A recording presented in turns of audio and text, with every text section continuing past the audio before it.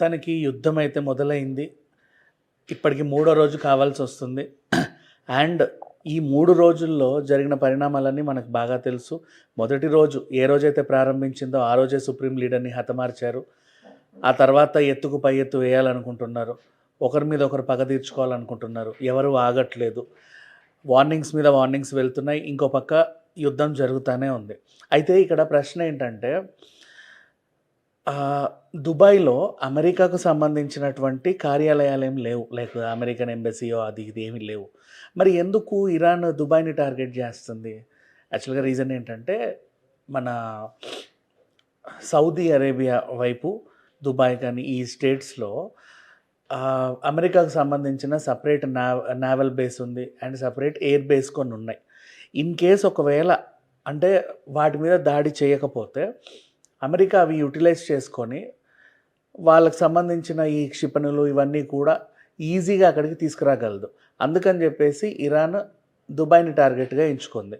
అయితే ఇక్కడ విషయం ఏంటంటే దుబాయ్, ఓమన్, జోర్డాన్, అబుదాబి, ఖత్తర్ ఇట్లాంటి వాటి మీద దాడి చేసేస్తే ఈ సౌదీ అరేబియన్ కంట్రీస్ యూఏఈ మొత్తం ఏవైతే ఉన్నాయో ఈ మిడిల్ ఈస్ట్ కంట్రీస్ అన్నీ కూడా ఇరాన్ మీద విరుచుకుపడే అవకాశం అయితే ఉంది. అయితే కానీ వాళ్ళేమంటున్నారంటే అమెరికాకు దండం పెడుతున్నారు. బాబు మీ వల్లే ఇక్కడ దాకా వచ్చింది ఇంకా చాలు అనేసి. అయితే ఇక్కడ అసలు విషయానికి వస్తే ఇరాన్కు ఆల్రెడీ రష్యా మద్దతు ప్రకటించింది. ఇరాన్కు ఆల్రెడీ చైనా మద్దతు ప్రకటించింది. ఇరాన్కి ఆల్రెడీ యెమెన్ మద్దతు ప్రకటించింది. సో ఇక్కడ ఇప్పుడు రష్యా అండ్ చైనా కనుక వాళ్ళ దగ్గర ఉన్న ఈ యుద్ధానికి సరిపడా సామాగ్రిని వీళ్ళు కనుక సరఫరా చేసినట్లయితే ఇరాన్ ఇంకా బలోపేతమయ్యే అవకాశం ఉంది. అయితే ఈ పరిణామాలు ఎలా ఉంటాయంటే ప్రపంచం మొత్తం 2 ముక్కలు అవుతుంది. ఓవైపు వీళ్ళు, ఓవైపు వాళ్ళు.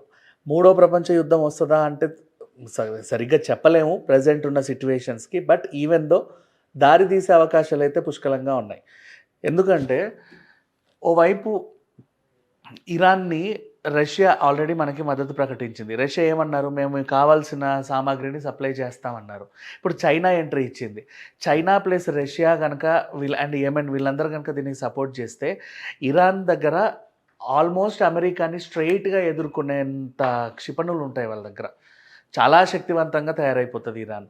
అప్పుడు ఏమవుతుందంటే ఎంత కాదనుకున్నా ఆ యుద్ధం ఇంకా పెరిగి అండ్ ఇంకోవైపు ఉక్రెయిన్కి ఆల్రెడీ అమెరికా మద్దతు ప్రకటించినప్పుడు రష్యా కామ్గా ఉంది.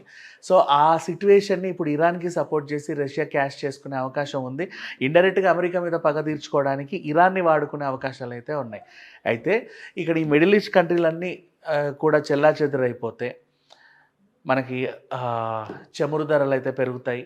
ఇది 100%. ఆల్రెడీ మనకి ఖత్తర్ వాళ్ళు ప్రకటించుకున్నారు మేము కొన్ని రోజులు ఆపేస్తున్నాము అని. అండ్ ఇరాన్ తనకి చాలా ముఖ్యమైనటువంటి దారులన్నింటినీ మూసేసింది అనుకోండి. ప్రపంచమంతా విలవిలలాడకపోయినా ఒక పార్ట్ అయితే మాత్రం చాలా ఇబ్బందులు పడుతూ ఉంటుంది. మనకి గ్యాస్ ధరలు అమాంతంగా పెరిగిపోతాయి. పెట్రోల్, డీజిల్ రేట్లు అమాంతంగా పెరిగిపోతాయి. అండ్ ఓ టైప్ ఆఫ్ ఎకానమీ మీద అయితే చాలా చాలా చాలా భారం పడే అవకాశం ఉంది. ఒక రోజుతోనే కొన్ని కోట్ల విలువైన నష్టాన్ని మనం చూస్తాము. బట్ ఇంత జరుగుతున్న నరేంద్ర మోడీ గారు సైలెంట్గా ఉన్నారు.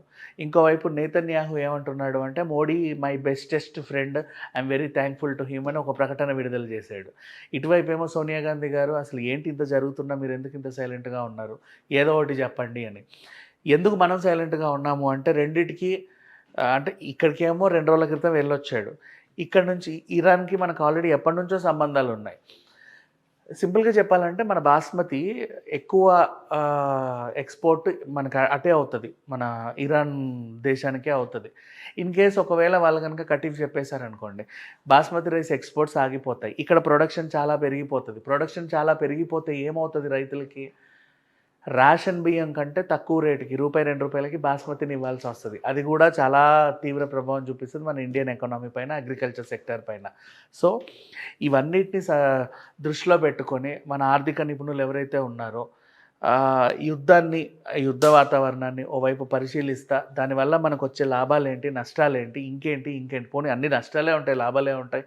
సో ఈ నష్టాలని మనం ఒకవేళ తిరిగి పూడ్చాలంటే ఇంకెంత టైం పడుతుంది, అసలు ఏ సెక్టార్లో మనకు నష్టం వస్తుంది, ఆల్రెడీ బంగారం రేట్లు పడిపోయాయి, స్టాక్ మార్కెట్లు కుదేలవుతున్నాయి, ఎవరికి ఏమీ అర్థం కావట్లే, ఒక టైప్ ఆఫ్ భిన్న వాతావరణం.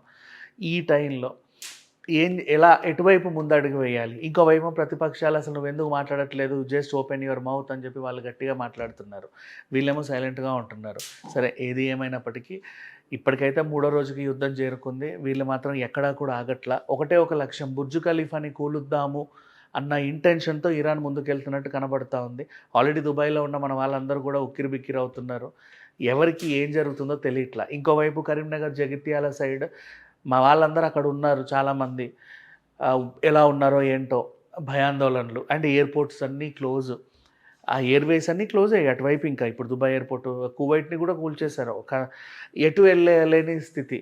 ఇన్ కేస్ ఒకవేళ దుబాయ్ ఎయిర్పోర్ట్ మూసేస్తే మనకు వేరే దారులు ఉన్నాయి. యాక్చువల్గా చెప్పాలంటే అబుదాబి నుంచి వెళ్ళొచ్చు, ఇట్లా దోహా నుంచి వెళ్ళొచ్చు. కానీ ఇప్పుడు అవి కూడా మూసేసిన పరిస్థితి.